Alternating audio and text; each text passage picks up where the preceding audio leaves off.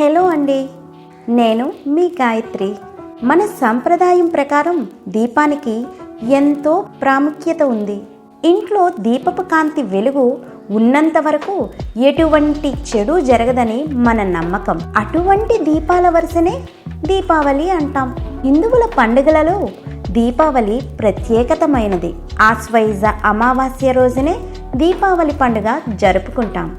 అయితే అసలు ఈ పండుగ విశిష్టత ఏంటి, పౌరాణిక చరిత్ర ఏమైనా ఉందా లాంటి ప్రశ్నలకు సమాధానం తెలుసుకోవాలంటే వీడియోలోనికి వెళ్ళాల్సిందే. అంతకంటే ముందు వాయిస్ ఆఫ్ గాయత్రి ఛానల్ను అభిమానించి వీడియోస్ని లైక్ చేయడమే కాకుండా షేర్ చేస్తూ ఛానల్ని ముందుకు నడిపిస్తున్నందుకు సబ్స్క్రైబర్స్ అందరికీ నా హృదయపూర్వక కృతజ్ఞతలు అండి. ఇంకా చూస్తున్నారేంటండి, లైక్ చేసేయండి. కొత్తగా చూస్తున్న వారైతే సబ్స్క్రైబ్ చేసుకోండి. Welcome to my channel voice of Gayatri. హిందువులు అత్యంత పవిత్రంగా, అత్యంత భక్తి శ్రద్ధలతో, అత్యంత ఇష్టంగా జరుపుకునే పండుగలలో దీపావళి ఒకటి. ప్రతి ఒక్కరి జీవితాల్లో వెలుగులు నిండాలని సూచించేదే దీపావళి పండుగ. ఇంట్లోకి వెలుగులు తీసుకువచ్చే మహోత్తమ పండుగ. మతంతో సంబంధం లేకుండా చాలా వరకు అందరూ కలిసి ఆనందోత్సాహంగా దీపావళి జరుపుకుంటారు. దీపావళి విశిష్టతను తెలిపే కథలు ఎన్నో ఉన్నాయి. హిందూ ఇతిహాసం రామాయణంలోని ఒక కథ దీపావళి పండుగకు సంబంధించి ఉంది. రాముడు వనవాసం ముగించుకొని రావణుడిని ఓడించి అయోధ్యకు తిరిగి అమావాస్య రోజున వచ్చాడు. అయోధ్య నివాసులు 14 ఏళ్ళు తరువాత వస్తున్న రాముడిని స్వాగతించటానికి అయోధ్య నిండా దీపాలు వెలిగించి ఆహ్వానం పలికారు. అప్పుడు అయోధ్య దేదీప్యమానంగా వెలిగిపోయింది. శ్రీరాముడు అయోధ్యకు తిరిగి రావటం వారికి ఆనందం. అందుకే ఆ రోజున దీపావళిగా అయోధ్య వాసులు జరుపుకున్నారు. అప్పటి నుండి ఈ పండుగ జరుపుకోవడం ఆనవాయితీగా మారింది. దీపావళి పండుగకు సంబంధించి మరో కథ కూడా ప్రాచుర్యంలో ఉంది. పురాణాల ప్రకారం హిరణ్యాక్షుడు భూమిని తీసుకుపోయి సముద్ర గర్భంలో దాచిపెడతాడు. దీంతో భూమిని పైకి తీసుకురావడానికి ఆ మహావిష్ణువు వరహ అవతారాన్ని ధరించి హిరణ్యాక్షుడిని అంతమొందించి భూమిని పైకి తీసుకువస్తాడు. ఆ సమయంలో వరహ రూపంలో ఉన్న విష్ణుమూర్తికి భూదేవికి ఒక కుమారుడు పుడతాడు. అతనే నరకాసురుడు. కానీ ఆ పుత్రుడు నిషిద్ధ కాలమైన సంధ్యా సమయంలో కలవటం వలన పుడతాడు. ఆ కారణంగా ఇతనికి అసుర లక్షణాలు వచ్చాయని విష్ణుమూర్తి భూదేవికి చెబుతాడు. ఆ మాటలకు భూదేవి బాధపడింది. ఎప్పటికైనా తన బిడ్డను విష్ణుమూర్తి సంహరిస్తాడు అని భయపడింది. తన బిడ్డకు రక్షణ కావాలని వరం కోరుకుంది. అందుకు విష్ణుమూర్తి తల్లి చేతుల్లోనే ఇతని మరణం ఉందని చెబుతాడు. ఏ తల్లైనా బిడ్డను చంపుకుంటుందా అని భావించిన భూదేవి ఎంతో సంతోషిస్తుంది. తరువాత నరకాసురుడిని జనక మహారాజుకి అప్పజెప్పి విద్యాబుద్ధులు నేర్పమని అడుగుతుంది. ఆ విధంగా జనక మహారాజు పర్యవేక్షణలో నరకాసురుడు పెరిగి పెద్దవాడయ్యాడు. ఎంతో శక్తివంతుడిగా మారుతాడు. నరకాసురుడు పెద్దవాడు అయిన తరువాత తన రాజ్యాన్ని పరిపాలించుకుంటూ అమ్మవారిని తల్లిలాగా భావించి చక్కగా పూజలు చేసేవాడు. తన రాజ్యంలోని ప్రజలందరినీ ఎంతో చక్కగా పరిపాలించేవాడు. ఇలా కొన్ని యుగాలు గడిచిపోయాయి. తర్వాత ద్వాపర యుగం. ఆ యుగంలోనే అతనికి పక్క రాజైన బాణాసురుడితో స్నేహం ఏర్పడుతుంది. స్నేహితుల ప్రభావం మనపై చాలా ఉంటుంది. బాణాసురుడు స్త్రీలను తల్లిలాగా భావించేవాడు కాదు. స్త్రీ అంటే అతనికి చులకన. అతని ప్రభావం చేత నరకాసురుడు మెల్లగా అమ్మవారి పూజ ఆపేశాడు. ప్రపంచంలో ఇతర రాజ్యాల మీద దండయాత్ర చేసి ఆ రాజ్యాలలోని రాజకుమార్తెలను బలవంతంగా ఎత్తుకొచ్చేసి బంధించి వివాహం చేసుకునేవాడు. ఈ రకంగా 16,000 రాకుమార్తెలను బంధించాడు. నిజానికి నరకాసురుడు దేవపుత్రుడే. అయినా పుట్టిన వేళ విశేషం ఫలితంగా నరకాసురుడిలోని రాక్షసతత్వం నిండిపోయింది. నరకాసురుడు సకల లోకవాసులని, దేవతలను విడిచిపెట్టకుండా అందరినీ హింసించడం ప్రారంభించాడు. దీంతో నరకాసురుడి ఆగడాల నుండి రక్షించమని బాధితులు దైవాన్ని స్మరించారు. చివరికి నరకాసురుడు స్వర్గంపై దండయాత్ర చేసి ఇంద్రుడిని తరిమేసి స్వర్గాన్ని కూడా ఆక్రమించేశాడు. దీంతో శ్రీకృష్ణుడు సత్యభామ సమేతుడై నరకాసురుని పైకి యుద్ధంకి వెళ్తాడు. ఆ ఘోర యుద్ధంలో నరకాసురుడి బాణం తగిలి శ్రీకృష్ణుడు మూర్ఛపోతాడు. కాదు మూర్ఛపోయినట్టు నటిస్తాడు. అప్పుడు సత్యభామ నరకాసురునితో యుద్ధం చేసి ఆశ్వయుజ బహుళ చతుర్దశి నాడు నరకాసురుడిని అంతమొందిస్తుంది. నరకాసురుడికి కేవలం తన కన్నతల్లి చేతిలోనే అంతం ఉందని మనకి తెలుసు కదా. మరి సత్యభామ ఎలా నరకాసురుడిని అంతమొందించింది తెలుసా? సత్యభామ భూదేవి స్వరూపం. కానీ ఆమెకు నరకాసురుడు తన పుత్రుడు అని గుర్తులేదు. ఈ విధంగా నరకాసురుని వధ జరిగింది. దీనితో తమ కష్టాలు తొలగిపోయాయని సంతోషించి మరునాడు సకల లోకవాసులు దీపాలను వెలిగించి సంబరాలు జరుపుకున్నారు. అప్పటి నుండి దీపావళి పండుగ జరుపుకోవటం ఆచారమైనట్లు కథనం. దీపావళి పండుగను మన దేశంలో ప్రజలు ఎంతో ఘనంగా జరుపుకుంటారు. దీపావళి వరుసగా 5 రోజుల పాటు జరుపుకుంటారు. దీపావళికి ముందు వచ్చే త్రయోదశినే ధనత్రయోదశి లేదా చోటీ దివాలి అని అంటారు. ధనత్రయోదశి అంటే సంపద, శ్రేయస్సు అని అర్థం. ఈరోజు ప్రత్యేకంగా బంగారం కొనుగోలు చేస్తారు. బంగారం, దుస్తులను కొనుగోలు చేసి ఆ సాయంత్రం దీపాలు వెలిగించి లక్ష్మీదేవికి స్వాగతం పలుకుతారు.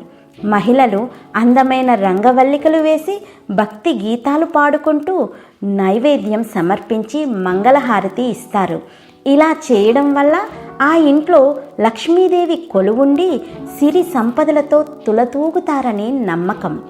ప్రతి ఒక్కరూ తమ తాహతకు తగ్గట్టు బంగారం, వెండి, కొత్త బట్టలు, విలువైన వస్తువులను కొనుగోలు చేస్తారు. ధనత్రయోదశి నాడు ఏదైనా కొత్త వస్తువు కొనుగోలు చేస్తే శుభం జరుగుతుందని నమ్ముతారు. అందుకు కారణం కూడా ఉందండి. అమృతం కోసం దేవతలు క్షీరసాగరం మదించారు కదా. ఆ సందర్భంలో ధనత్రయోదశి రోజునే లక్ష్మీదేవి ఉద్భవించినట్లు పురాణాలు చెబుతాయి. అందుకే ఆ రోజున తనను పూజించిన వారికి లక్ష్మీదేవి అనుగ్రహిస్తుంది. ఆ రోజునే ఆరోగ్యానికి, ఔషధాలకు అధిపతి అయిన ధన్వంతరి జయంతి. ఆరోగ్యమే మహాభాగ్యం. అలాంటి మహాభాగ్యానికి ఔషధకర్త ధన్వంతరి. ఆయన కూడా క్షీరసాగర మదనంలో లక్ష్మీదేవి, కామధేనువు, కల్పవృక్షం, ఐరావతం లాంటి దివ్య శక్తులతో పాటు ధన్వంతరి ఆవిర్భవించాడు. ఒక చేతిలో అమృత భాండం, మరొక చేతిలో ఆయుర్వేద గ్రంథంతో పాలసముద్రం నుండి వచ్చాడు. అందుకే ఆరోగ్యం కోసం, అనారోగ్యాల నుండి శీఘ్ర ఉపశమనం కోసం ఈరోజు ధన్వంతరిని పూజిస్తారు. అందుకే ఆయుర్వేద వైద్యులు చికిత్స ప్రారంభించేటప్పుడు ధన్వంతరిని స్మరించుకుంటారు. ఈ ధనత్రయోదశి మహాభాగ్యాన్నే కాకుండా ఆరోగ్యాన్ని కూడా మనకి ఇస్తుంది. ధనత్రయోదశి ముగిసిన తర్వాత వచ్చే చతుర్దశి రోజునే నరక చతుర్దశి అంటారు. మనం ఇంతకు ముందే చెప్పుకున్నాం కదా. నరక చతుర్దశి రోజున శ్రీకృష్ణుని సతీమణి సత్యభామ నరకాసురుడిని వధించింది. ఇదే రోజున యమధర్మరాజుకు కూడా పూజలు చేస్తారు. ఈ సమయంలో ఇంట్లోని పెద్దలు ఖచ్చితంగా దీపాన్ని వెలిగించాలని పండితులు చెబుతున్నారు. ఇలా వెలిగించే దీపాన్ని యమదీపం అంటాము. ఈ దీపాన్ని వెలిగించడం వల్ల దుష్ట శక్తులు తొలగిపోతాయని నమ్ముతారు. ఈ నరక చతుర్దశి రోజున యమధర్మరాజును పూజించి యమదీపం వెలిగించి అకాల మరణం చెందకుండా ఆరోగ్యంగా ఉండాలని కోరుకుంటారు. ఇక్కడ మీరు మరో విషయం కూడా తెలుసుకోండి. నరక చతుర్దశి రోజున ప్రతి ఒక్కరూ సూర్యోదయం కంటే ముందే నిద్ర లేవాలి. ఇల్లంతా శుభ్రం చేసుకున్న తర్వాత తలస్నానం చేయాలి. 3వ రోజు దీపావళి. ధర్మశాస్త్రం ప్రకారం దీపావళి పండుగ ఉద్దేశం పూర్వీకులను సంతోషపరచడమే. దీపాలను వెలిగించి ఆహ్వానం పలకడం, బాణాసంచా కాలుస్తూ వారికి సంతోషంగా స్వాగతం పలకడం, టపాసులు కాలుస్తూ వారికి నింగి నుండి దారి స్పష్టంగా కనిపించేలా చేయడమే ఈ పండగలోని పరమార్థమని పండితులు చెబుతున్నారు. మరో కథనం ప్రకారం నరక చతుర్దశి రోజున దీపాలను వెలిగించటం వల్ల ఆ దీపాలు యమలోకంలో ఉన్న పెద్దలకు నరకం నుండి విముక్తి కల్పించి స్వర్గానికి వెళ్ళే రోజుగా చెబుతారు. యమలోకంలో మొత్తం 84 లక్షల నరకాలు ఉంటాయని, వాటి నుండి విముక్తి పొందేందుకు ఈ దీపారాధన ఎంతో పవిత్రమైనదని పరిగణిస్తారు. దీపావళి రోజున కాళికామాత పూజలు కూడా చేస్తారు. ఇప్పుడు కాళికామాత కథ గురించి తెలుసుకుందాం. దుర్గాదేవి రాక్షసులందరినీ అంతమొందిస్తున్న క్రమంలో రక్తబీజుడు అనే రాక్షసుడు మిగిలి ఉంటాడు. అతనికి బ్రహ్మదేవుడి వరం ఉంది. రక్తబీజుడి శరీరం నుండి ఒక్క రక్తపు చుక్కైనా భూమి మీద పడితే వెంటనే 1000 మంది రక్తబీజులు పుట్టుకు వస్తారు. దుర్గాదేవి రక్తబీజునితో యుద్ధం చేస్తున్నప్పుడు అతనిని గాయపరిచిన కొద్దీ రక్తబీజుల సంఖ్య పెరిగిపోతూ ఉంటుంది. దుర్గాదేవి అయోమయ స్థితిలో పడుతుంది. ఈ రక్తబీజులు అందరూ కలిసి దుర్గాదేవిని చుట్టుముట్టి దాడి చేసేటప్పటికీ దుర్గాదేవి ఒక భయంకరమైన రూపాన్ని దాల్చుతుంది. ఆ రూపమే కాళికాదేవి అవతారం. అప్పుడు కాళికాదేవి రక్తపు చుక్కల ద్వారా ఉద్భవించిన రక్తబీజుల అందరినీ సంహరిస్తుంది. చివరగా రక్తబీజుడిని ఒడిసి పట్టుకొని రక్తాన్నంతా పీల్చి తాగేస్తుంది. దీంతో రక్తబీజుడు మరణిస్తాడు. పిప్పిలాంటి రక్తబీజుడి శరీరాన్ని కాళికామాత దూరంగా విసిరేస్తుంది. కానీ రక్తబీజుడి రక్తంలో ఉన్న చెడు కాళికామాతపై ప్రభావం చూపుతుంది. కాళీమాత భయంకరమైన నృత్యం ప్రారంభిస్తుంది. ఆమె వేస్తున్న ప్రతి అడుగు వినాశనానికి దారితీసింది. కాళికామాతను ఆ పరిస్థితుల నుండి కాపాడాలని శివుడు అనుకుంటాడు. యుద్ధ రంగంలోకి వచ్చి కాళికామాత యొక్క భయంకరమైన నృత్యాన్ని చూస్తాడు. ఆమెను ఆపటానికి ఎంతో ప్రయత్నిస్తాడు. ఎన్ని ప్రయత్నాలు చేసినా కాళికామాత ఆమె నృత్యాన్ని ఆపదు. చివరగా ఆలోచించి శివుడు కాళికామాతను శాంతించమని కోరుతూ ఆమె అడుగులు పడుతున్న దారిలో అడ్డుగా క్రింద పడుకుంటాడు. తన పాదాల చెంత ఉన్నది తన భర్త అని కాళికామాత కొంత సమయానికి గానీ గ్రహించదు. శివుడిని గుర్తించిన కాళికామాత తన భయంకరమైన రూపాన్ని ఉపసంహరించుకుంటుంది. అందుకే కాళీమాత పాదాల కింద శివుడు ఉండే పరిస్థితి వచ్చిందని పురాణాలు చెబుతుంటాయి. దీపావళి మర్నాడు బలిపాడ్యమి. చతుర్దశి నాడు విష్ణుమూర్తి వామనుడి రూపంలో పాతాళానికి అణిచివేసిన బలి చక్రవర్తి మళ్ళీ భూమి మీదకు తిరిగి వచ్చిన రోజు ఇదే అని చెబుతారు. బలికి పూజలు చేస్తారు. శ్రీకృష్ణుడు గోవర్ధనగిరినెత్తి రేపల్లెవాసులను కాపాడిన రోజు కూడా ఇదే. కార్తీక శుక్ల విధియ నాడు భగనీ హస్త భోజనం వేడుకలను జరుపుకుంటాం. సోదరులు తమ సోదరి చేతి భోజనం తింటే మృత్య భయాలు తొలగిపోతాయి. సూర్య భగవానుడి కుమారుడు యముడు, అతని సోదరి యమున. ఆమె తన సోదరుణ్ణి ఎంతగానో అభిమానించేది. నిత్యము తన మిత్రులతో గడుపుతూ ఎన్నోసార్లు కోరినా ఏదో ఒక పనితో క్షణం తీరిక లేక సోదరి ఇంటికి యముడు వెళ్ళలేకపోయాడు. ఈ పరిస్థితిలో యమున కార్తీక శుక్ల విధియ నాడు తప్పకుండా రమ్మని ఆహ్వానిస్తూ తన అన్న దగ్గర వాగ్దానం తీసుకుంటుంది.